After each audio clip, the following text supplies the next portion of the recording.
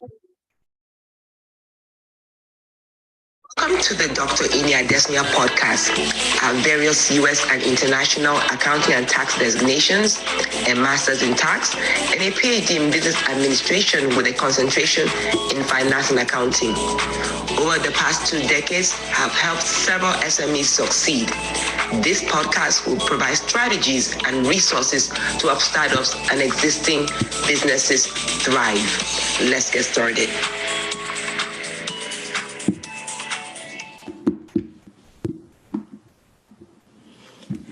Hello, everyone. This is another episode of the Dr. Ini Adesanya podcast. I'm happy to be here today. Wanted to say a shout out to everyone that has actually commended, and just reach out to just appreciate this show.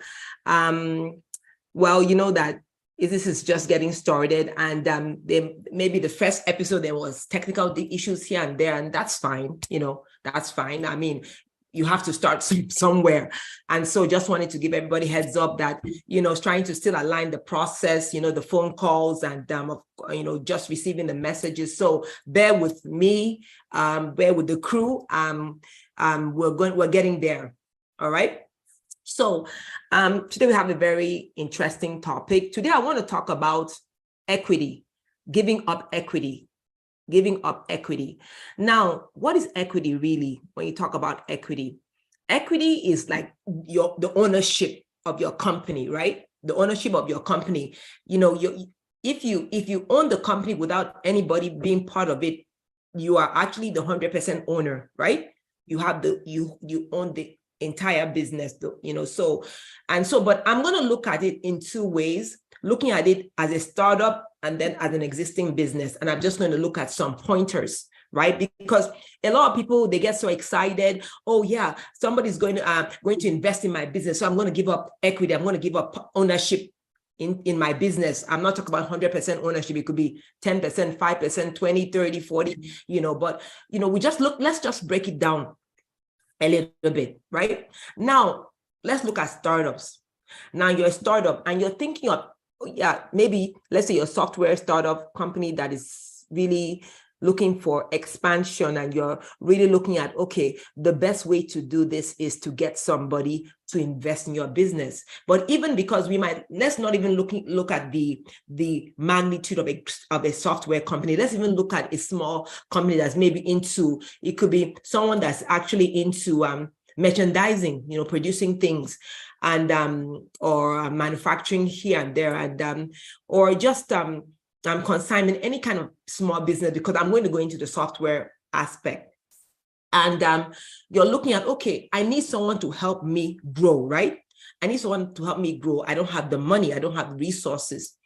But before you even think of that, first of all, I'm asking you here, have you looked at options? There are options you can look at before you say, you know what, I want to get someone to partner with me. Now, there is nothing wrong with getting someone to partner with you, but you know what, ultimately, especially for small businesses, it's great if you own the business, you own it 100%. But of course, I'm not saying that it's wrong to get a partner.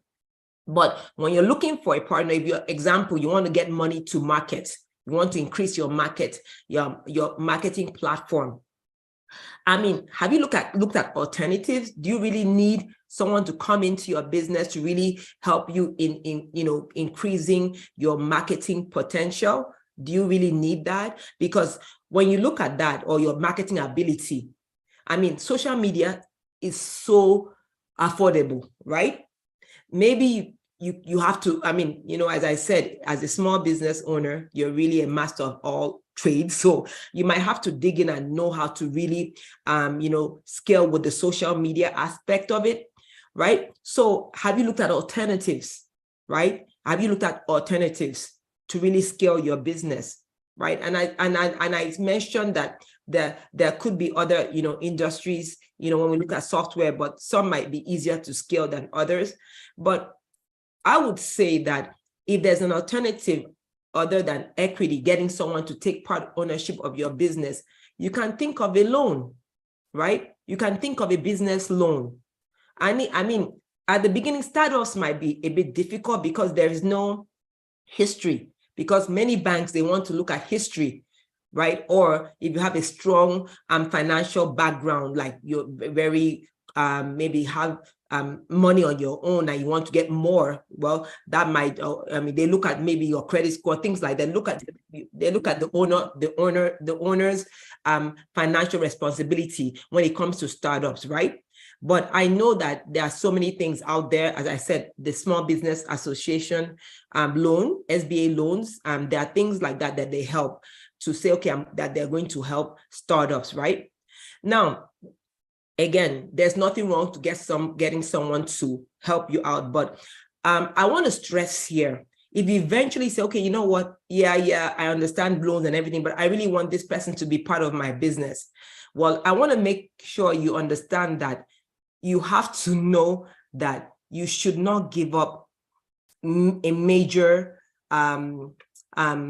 majority shareholding in your, or majority ownership, because really shareholding is really corporations, but majority ownership in your business. What does that mean? Now, if you own 100%, of course, if you have a business now, you own 100%, right? And you want to get someone to be part of your business, right? And you want to get someone to be part of your business. You're really looking for investors or maybe a partner. Please make sure that you don't give a majority shareholding or ownership in that business. What does that mean? If you own 49% of the business and somebody says, I'm going to put money into your business to own 51% of the business, you have to think again. Because 51% of the business means that person controls your business. People, when we see a lot of angel investors, even Shark Tank and all those, people wonder, why is it that you have so many, some very great investors, the sharks there, and people say, you know what, you're wondering why that business owner did not take up that deal. Meanwhile, they're telling them they're going to do this, they're going to do that. Some of them looked at the ownership structure. They don't want someone to come and control their business, even though they're giving them money. So you sit back and wonder, oh my goodness, why did he refuse that money, that investment? Why did she refuse that investment? It's because they don't want to give up their ownership to a certain extent, right? Some people say, 10% is fine, 20% is fine. But when it comes to 30, 40, and it's getting to 51, no, I'm not part of that. So please, when you're looking at, okay, yeah, you decide to get a partner or someone to invest in your business. Now, I'm not talking about going to the stock exchange, businesses eventually decide that. But as a small business, usually it's, I need someone to come in and be a partner so he or she can give me some money to put in my business. Please be very careful. Make sure you're not giving out a controlling interest of your company. Make sure you're not giving someone 51% of your company, because there are cases and that person that takes the 51% of your company can actually throw you out of the company, send you away, and take up the company for him or herself. Now you might say, but we're three partners, we're three people. I own 30%, and the other guy owns, or even I own 40%. Right? And the other two own 30%. I have the majority shareholding. I have 40%. Well, let me tell you, if that person A that owns 30 and B that owns 30 comes together, guess what happens? That they can take a decision, and because they become 60% shareholders and you become 40. The decision is say, I am A, I am B, we agree. So we have 60%. Because of that, I don't think you should be in this company. So, imagine working so hard for something, this is your dream. And because of ownership structure, because of equity, you just, they came out, they want to invest, There's nothing wrong with that, but please do not give up a majority of your of your ownership, right? This is small businesses. Now, when we come to software businesses, usually that's on a larger scale. People, want investors, angel investors, and to come in. There are certain ways that you have to structure it to make sure that, again, you're relevant, right? You don't want anybody, your goal is, you didn't create the company to be voted out of your company. You didn't create the company to say for someone to buy, to just, create some kind of conditions and things like that, and so that at the end of the day, you're out of the company. That's not why you created the company. You created the company because you wanted to create it. So please, as you're looking for equity investors, you're looking for people to come and be part of your company, make sure you think of the holdings. Make sure you think of if you're a majority or not. Don't give away your company like that. Okay, if you can't go with the options of saying that, okay, how do are there alternatives? Can I access any SBA loan or any government loan? There are some loans that are very soft loans, which means a soft loan is a loan with a low interest rate. So there might be opportunities like that for small businesses which it doesn't matter which part of the world you're in. Remember, I said small businesses in one of my podcasts. I said small businesses hold the economy. I mean, most businesses, most countries are like that. So make sure that you look into all these opportunities, accesses, right, that are available for you, right? Now, assuming that you are not a startup, right? You're an existing business and you want to also bring someone that has that is an equity owner, right? That wants to be an equity part of your company, right? Now, I want you to really make sure you understand this, that, for companies that exist, it's even easier for you to get access to loans. Because mostly, there are companies that want to expand their technology and they've been doing well. So they want to expand. I mean, you just need to show your financials. So again, think twice before you actually give out equity, because usually when companies are doing well, there are so many ways that they can get funding because they already have a history. Remember, startups are different. They don't have a history, but existing companies, they do. So again, I'm not saying you should not, get the equity. I'm not saying that. I'm just saying that you should make sure that you are thinking well before you give out your equity. When I say get, I'm talking about giving out. All right. Okay. Well, I hope that has helped somebody. That please make sure you're analyzing and checking out to allow that to happen, right? Then, okay, we have usually, this is for segment 3, we always have someone either coming to speak in respect of his or her own issue, business issue, or we have an advisor. At this time, someone wants to share with us her issues in the business so we can actually discuss it. So I'm going to admit the person now, but I will still go through the other segments. Right. Okay, so I think that, okay. All right, so yes. So as she's logging in, as I said, she will just be holding on there before she discusses with us. She's going to talk about her business, right? So we can't see your camera, but I think she'll be here very soon. All right, thank you. Okay, so before we get to, she's going to be in segment 3, just telling us about her business and looking at the issues that we can, see what we can do now to help, and also share with others. Now, so as I said, please make sure you're really reconsidering when you're giving equity. There is equity. There is nothing wrong with giving out equity, but make sure you're actually doing that wisely. All right. Okay. So in this other segment, which is the second segment, before we bring her to speak, the second segment, we talk about, or we look at questions. Some people have sent questions in. So I'm going to respond to a couple. I think I can do, because we have a guest. Usually when we don't have a guest, I respond to more. I'm trying to make sure this is within the time slot. As time goes on, we're going to increase the time of the program. But for now, I've set it at 6:45 Central Standard Time. So, okay, so let's see any question that we have right now. Let me see if I know I got some that was sent in. So let's see. Let me see with the question. All right, let's see how many we can take today. All right, let's see.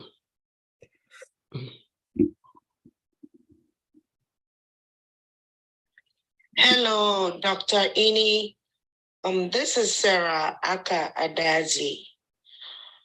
My question is, am I required to have a license to start my business? Okay, that's actually a very good question. She's asking if she's required to have a license to start her business. Now, of course, if you're a professional and you're starting, if you're an accountant and you're starting a CPA practice, of course, you need a license. If you're a doctor, of course. But I think she's talking generally. No, for general businesses, unless it's a business that requires the profession to have that license, right? So if you want to start a business, maybe, as I said, an attorney having a practice as an attorney, of course, but generally not really. If you decide to have a business of merchandising, general businesses like that, really, you don't really require a license. So this question, my answer is that it depends. It depends on what business you're actually doing, all right?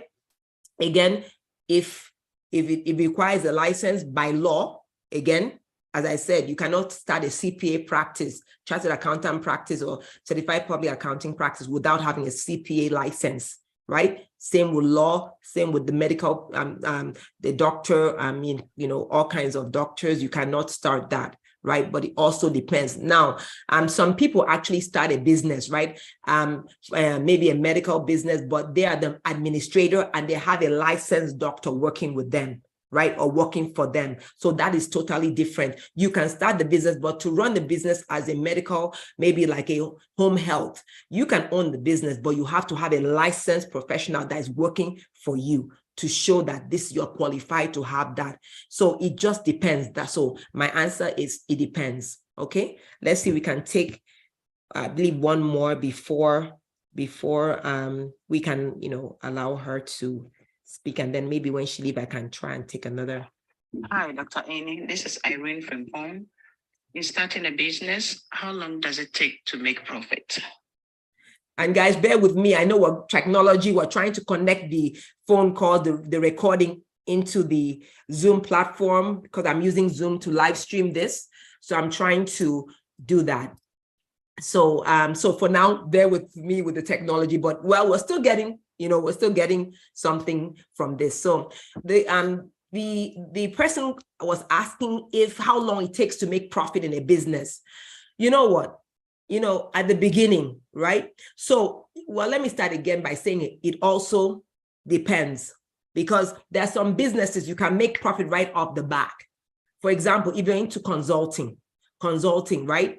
Consulting, you don't really need anything like any raw material. Would I say, let me not say raw material. Well, raw materials if it's merchandising or making a product, but you don't really, you can actually stay anywhere and consult on the phone and you get paid. So such businesses, they quickly make profit, right? But if you're a business, right, that like requires maybe a software business. Remember, at the beginning, you have to prepare, get the software, get it done, get it, make sure that the software architect has to work on it then before it's launched and gone through testing. So before you even start thinking of making a profit from there, the testing must work, and then you can start making a profit. So it really depends on your business, right? Usually at the beginning, it depends. It could be, maybe it depends, again, it could be immediately, it could take some time, but it depends on the industry. So I'll talk about that a little bit, about people comparing themselves with others without comparing themselves with the actual industry they're in. All right. So very, very important. So note that. Okay. All right. I think we just have time for just these two questions. I'll bring Miss Shola to come and actually ask her question. And where are you calling from, actually? I'm calling from Iqaluit. Oh, she's actually calling from Canada. So that's really awesome. So remember, this is all open for everyone.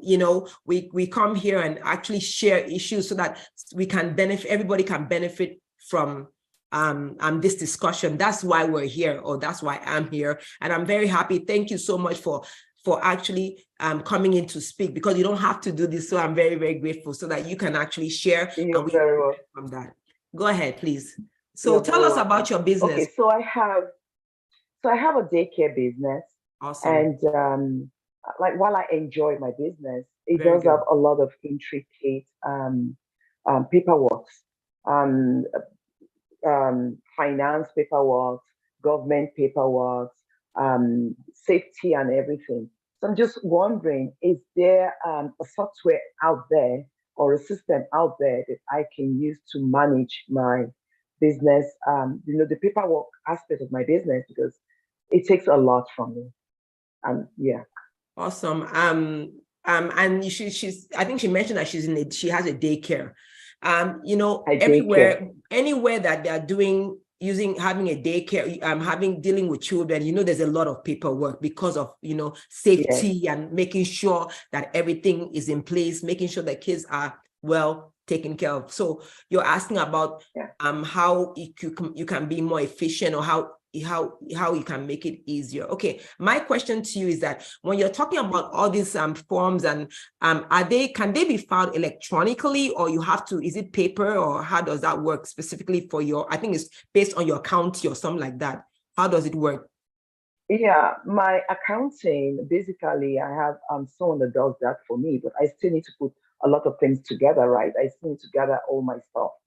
And Okay. the government paperwork, usually they would send documents to me via email, and I would scan back. And some kids are on subsidy. I need to follow up on some paperwork bi-weekly. I need to follow up with some paperwork maybe Wow. quarterly, and a Oh, lot yearly. Yes. Wow, that's very interesting, because I think you said you have weekly, bi-weekly, you have quarterly, you have things like. Okay. Yes. Yes. The good thing that you Like I have mentioned. to report. The good thing is that you mentioned one thing that you mentioned when you were speaking right now. You mentioned that you have someone helping you with the accounting, which is awesome, because I was going to tell you about outsourcing, and you said you have someone already helping you, but the issue is to get the documentation in place for that accountant. Yes. Now, yes. For the documentation, one thing I always tell people is that you have to have access to the documentation. I don't know how you file your documentation, because another thing is having accessibility to the documentation so that you can actually use it to process something. So when you talk about documents to your accountant, how do you keep the documents? Do you just explain to me so I can see a way that I can see if I can understand? I keep files, and I try to just keep things in files, basically. Okay, I won't say I'm very good at that, but that's what I try to do. So files, that means just files, like paper files? Electronically and hard copies. Okay. I would say that one of the things I would recommend, even though you have the paper files, if one of the things that can make it easier is that if you have it electronically, because you can sort those files easily. Electronically, you can sort them easily. And one of the things you could also do is that you might be able to sort them by maybe the child. Put the folders electronically by the child. I don't know how many children you have, but you can put them by the child's name, which is easier for you to, when you click on the child, it's easier for you to get that information and input it easily. So when you're actually filling out the forms or the documents, you have the child's information in one file electronically, so you don't have to look for it everywhere in a paper file and things like that. That might be an area that you should work on, because I know that sometimes small businesses, we're master jack of all trades, so we have to look for ways to make it more efficient. So I would say that electronic filing would work, even though you have the hard copy, because you might want to make it refer to something. But when you receive your documents and you scan them immediately, another thing is immediate. Yes, because when you leave them, I don't handle them immediately. She's smiling because I think I've hit the nail on the head. So when you keep them, if you receive documents, even as you have your daycare in the morning or afternoon, before later on, maybe you have 30 minutes to scan those documents. It will save you time. It will save you time. It will save you time when you're ready to prepare the papers, because those documents will already be in the folders, right, electronically. So you just have to open it up. I know you might be tired, but if you just spend an extra 30 minutes just to quickly scan everything in, when it's time to prepare the documents, everything will be ready for you, because I feel that you spend a lot of time looking for the documents, to the source documents to fill the forms. Am I correct? Okay. Yes. See? So yes. So the best thing is for you to, I mean, it's like you have to be disciplined. You have to, it's difficult, but you have to be disciplined, right?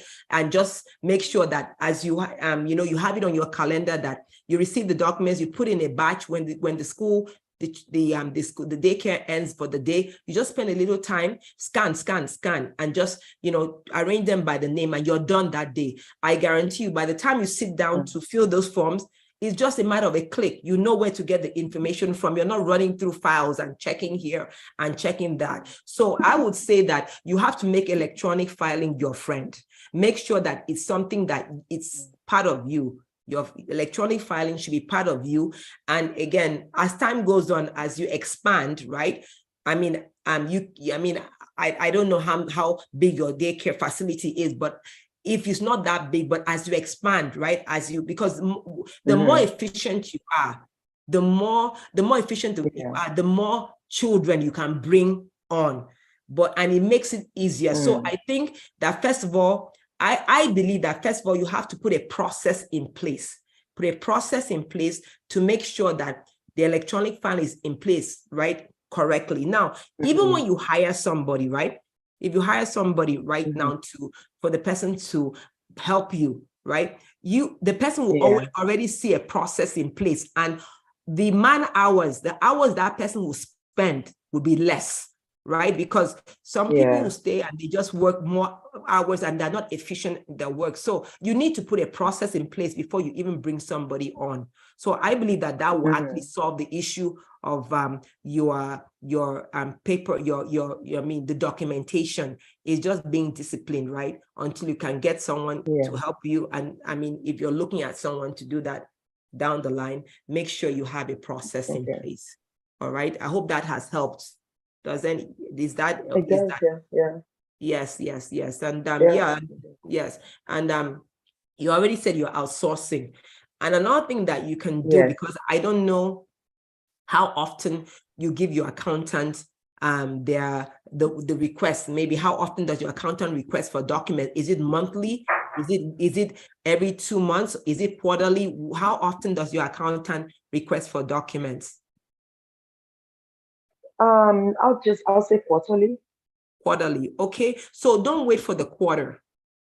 At the end of the month, right? Or even if you even have this electronic process in place, right? I mean, now many banks right now, one thing that banks do, many banks actually have electronic statements, which is in when I say electronic statement in Excel formats. It's so easy for you to export those things into an accounting software now. When we say exporting or into an accounting software, you have to know what it is. Exporting it mostly it throws things anywhere. So it throws things anywhere. So the accountant would know, okay, this is not supposed to be here.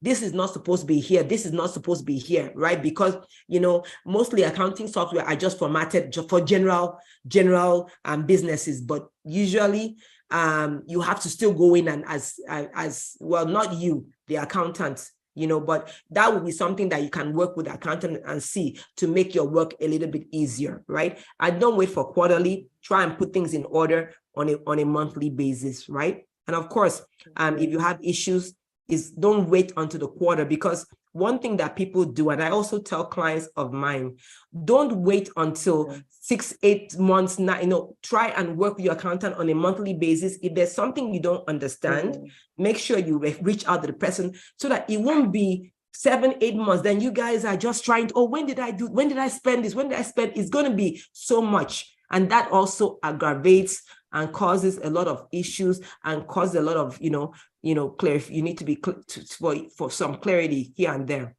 all right, that you need some clarity, because it takes a longer time to really remember things. But if it's as at when due, all right, and that's really it. Okay. Yes. Okay, then. All right. Okay. Do you have any other question for? I think that's about it. Thank you so much. All right. Thank you for sharing with us, because I'm hoping that anyone has listened to her, because her business is not peculiar. As I said, she's her business is a daycare, but there are so many businesses that have this same problem. So I would say that she should, yeah. Okay. Were you asking something else? Okay, I thought you were asking. I was just Okay. So yeah, so I would say that, anybody listening to this that has similar business or similar issues should really think of, as I said, really taking electronic filing as a priority, right? It's difficult to really sit up to do these things, but you know what? You want your business to thrive. That's the goal of this podcast. All right. Thank you so much, Ms. Ebunat, for sharing with us, and really appreciate your time. All right. Bye for now. Thank you. Bye-bye. Bye. All right. So so I'm very happy that she was able to come and share with us, and I'm hoping that her sharing with us has actually been able to help us to really look into, how is it that you can make your business more efficient, right? Making your business more efficient so that you can actually do well. Of course, thriving is an intentional thing. To thrive in your business, you have to be intentional. Yes, you might be tired or here and there, but if you put structures in place, it helps you in the long run, so that at the end of the day, you will not be so overwhelmed, right? All right. So at this point, I'm just going to give a tip, because we're rounding up right now. I believe I can answer one more question, and then I'll give one tip for us to close. I think I can answer, one more question. I really wanted to make sure that she was able to speak. So let me see if there's any more questions that we have. Okay, I think there's one. Hi, Dr. Amy. This is Dr. Chinwe Onyekon. I'm looking at renting a space for my business. Does location matter? Thank you so much. This is an awesome question, because the person is asking that she wants to rent a location for her business. Does it matter? Okay. I remember one time I was driving with one of my sons, and I remember that he was saying, why are these two filling stations beside each other? That why are they beside? I mean, it looks weird that there's a filling station here, gas station here, and a gas station that is beside it. I mean, I don't know why the second gas station chose to be beside that gas station, because I don't think it's a very good business decision to have two gas stations beside each other, but, I would say that, but I guess that's for me. I would say that if I'm making a business decision on having a location of a gas station, I will go into a place that at least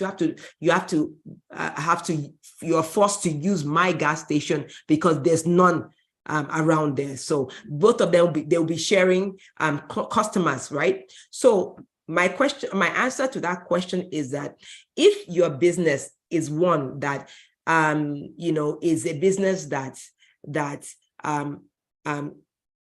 would I say? Well, most businesses compete against each other, but look for a location that your neighbor is not doing the same business that you're doing, right? I mean, just look for it. I mean, I know that some people say, but I like this kind of brand, but usually I want you guys to sit back and look at, even grocery stores. You don't find grocery stores that are very close together, unless maybe they have some kind of difference. Right now, if you are selling something, maybe you're selling something that is a bit unique, or you have some kind of niche, like you said, okay, I'm selling this, even though both of us are selling maybe jeans. My jeans is a design. It has designs on the pockets. Now that is different. But if you're selling the same thing, right, and it's just about choice, please do not have your business do not build a bit, or do not rent a space beside a business that does exactly what you're doing, please. Because at the end of the day, you guys are competing with each other for that customer. You guys are competing. Is he coming here, or is she coming here? Is she coming here? So you don't want to do that. So location, yes, matters.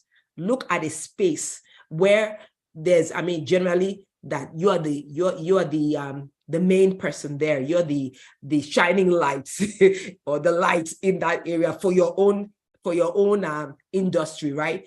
Maybe you sell specific sweaters, and your sweater is, oh my goodness. So nobody can find such sweaters around there. So you are the main person there producing or crocheting those kind of sweaters. You know what I mean? So yes, it matters where you open or where you should rent a space, because let's not make, as I said, you don't want to compete. Your customer, you want your customer to be your customer, right? Okay. Now, okay, as I round up today, I just want to leave you guys with something, which is, please, when you're comparing your business with somebody, with another business, right, make sure you're comparing apples to apples, not apples to oranges, all right, or apples to bananas. What do I mean, right? Somebody's in the construction business, right, and you are in the retail business, right? Maybe, construction and retail, and you compare that, oh, this person made this kind of profit in dollars, and this you didn't make this kind of profit, or somebody's in staffing agency, it's somebody that has a staffing agency. So I really want you to understand that let me even give, because maybe somebody might look at construction as a large business, but let me give you a small business comparison. Maybe someone is into staffing, right? Staffing, right? And someone is into retail sales, but makes products to sell. Now, usually, right, staffing, right, the percentage margin, that is the kind of profit staff, the kind of, a staffing agency does not have to put in so many resources as per, when I'm talking about resources, I'm talking about like have to make something to sell something, because they just send staff out, right? You are in the merchandising industry. You make things, you buy, if you make, maybe some people make oils and they buy the raw materials to make the oils, the perfume and things like that. So I want you to please, when you're comparing, how much profit or what percentage profit did I make? This is how much I bought, and this is how much I sold. Why am I not really making a high profit? Why is, please do not do that. Because when you're comparing your profits and profit margin means that how much you put in and then how much, the profit margin. I don't want to really I really don't really go into technical issues here, because I really want it to be understood. I'm not teaching accounting, tax or anything. I'm just trying to make sure you understand. But generally what I'm trying to say is that, please, when you're looking at your business and you're trying to compare and say, oh, did my business do well? Oh, don't say, and maybe you're Jane and say, oh, that Jack's business did better than me because he made so much money, but he didn't put so much in, or the other way around. Oh, Jane's business did better than me because they made so much money, I didn't put so much money in. That's not how you compare businesses, right? When you want to compare a business, right, to see how well you did. Actually, when we look at data, for even large companies, data will show you that, oh, they are looking at this industry. What is the percentage, profit percentage? I don't want to go into detail of this industry. Many small business owners, many medium-sized business owners, they don't know this. They just compare, he made this, she made this. No, you don't do that, because it doesn't work like that. Now, if both of you are in the same business, right? I mean, it could be you guys, one is selling maybe beautiful sweaters, the other one is selling jeans, designer jeans, making some very beautiful patterns at the back, the pockets, beautiful patterns. Now, that's comparable, yes, because both of you are into clothing, right? Clothing, you sell clothing, that's fine. Then you can say, oh yes, this is, of course, there are customized clothing, which we don't want to go into that, but I just want to make sure you understand, because a lot of people, small businesses especially, they don't get it. They compare apples to oranges, or, you don't do that, because it's not like I'm not even going to talk about it's going to discourage you. It's wrong. There's no basis of comparison. I mean, can you compare an apple, the apple to an orange? You can't compare that. You can't. There might be fruits, but you can't really compare because the way each has the structure and everything is different. And so you can't do that. So I'm not even going to say, but you feel discouraged. I'm not going to that. I'm just saying that it is incorrect. So when you're comparing your business, trying to see, how well your business is, look at a business that is in the same industry as you are. Please make sure you're comparing based on that. All right. Okay, so hopefully I've been able to help somebody today. Again, if you want to send questions, go to my website. I know at the end of this program, you will have details on what to do, but it's always going to my website. The website is www.driniadesina.com. Very, very easy. Then, you get details, right? And then if you want to appear on this program, make sure you fill that contact form and let me know. I'm going to try my best to bring you live, but if you also have questions, please go ahead and fill the form and the instructions on how to go about it, right?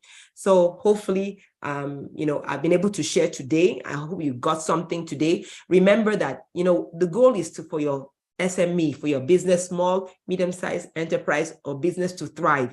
And to thrive, you have to be intentional. I mean, I could be here all day speaking, giving advice, giving things, tips, analyzing things. But if you're not intentional, your business will not do well. That's it. You can get all the information you want, but if you're not intentional, as I explained to that lady that she came in and was talking about filing and but if she's not intentional, her problem, she can't really focus on fixing her issues. And hopefully that all these tips we're giving, or I am giving, and of course, everyone that comes on this platform is giving. And if you haven't listened to all the podcasts, the previous podcasts, I know we came live last week. This is the second live podcast. So if you're not if you have not listened to the rest, I advise you to try and do that, right? And again, we're going to get better and better with the technology. All right, better and better with technology, and making sure that everything is okay. All right, then. It was awesome being here today. I really enjoyed speaking to Ms. Egbuna, and also to everybody that is listening. I want you to make sure that you look towards a thriving business. People say the year has ended. Not yet. We have still a couple. I'll say a couple months before the year has ended. The year gets to an end. So you know what? If there are changes that you need to make in your business, please go ahead and do it. Go ahead and do what you need to do. All right. Okay, then. Okay, then hang on a little bit for instructions on how to locate the business, the website, and what you need to do. All right. Bye for now. I'll see you next Tuesday. Bye for now.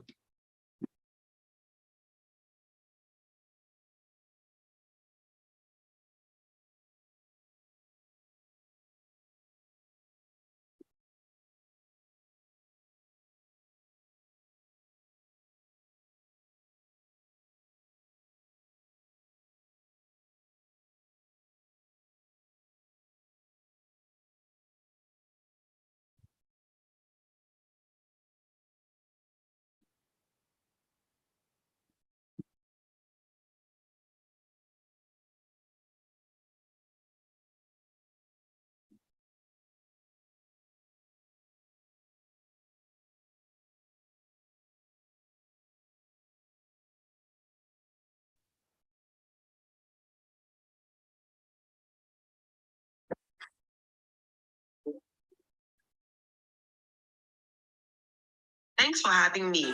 Remember to join my live podcast on Tuesdays, 6 to 6:45 p.m. Central Standard Time. Visit my website, driniadesina.com, for details. Till next time, bye for now.